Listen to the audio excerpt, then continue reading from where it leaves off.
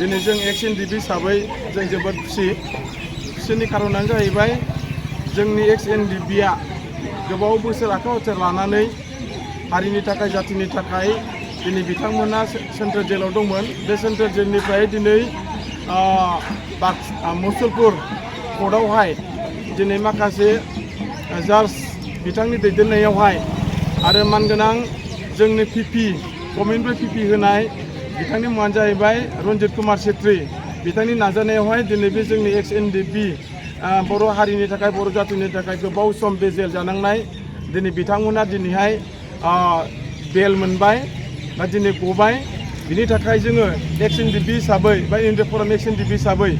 जोङो गिबियाव भारत सरकारनि मानगोनां प्राइम मिनिस्टार नरेन्द्र मदि सारखौ जोङो धन्यबाद हरदों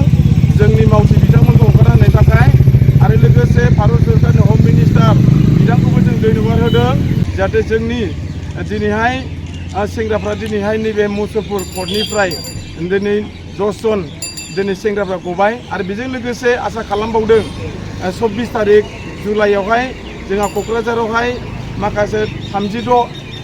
सेंग्राफोर दंबावो जेल जानानै दा बिथांमोनहाबो 24 तारिखआव डेट दङ। बे डेट मथेनो आरोबाव दिनै जेबो गदों बे आरोबाव 24 तारिखआव जाहाथे क'क्राझारावबो गगोन बेखौ मिजिंथिदों। बेवहाय जोंहा रोजा रोजा धन्यबाद होदों जाय बिथांमोना जोंनि थाखाय दुखु खस्थ' लादों पिपि बिथां मानगोनां रन्जित कुमार छेत्रीया दा बेखौ जों स्पेसियेल थेंक्स होदों। आरो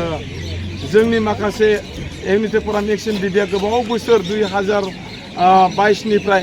दिनै मोनसे आफाद संगठन दानानै जों बे इउनिटि फराम एक्स एनडिपिआ जोंनि गासैबो समस्याफोरखौहाय दिनै एकर्डनि माखासे क्लजफोरखौ लानानै दिनै जों नांथाबबाय थादों जुजिबाय थादों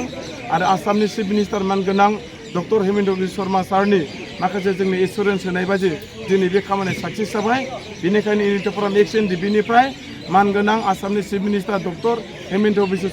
शर्मा सारखौबो जोङो बिथांनो जोङो थेंक्स हरबाय आरो बेजों लोगोसे मुसलपुरनि चिफ जास्टिस बिथांनिसिमबो जोङो धन्यबाद जासिहरनाय थाबाय।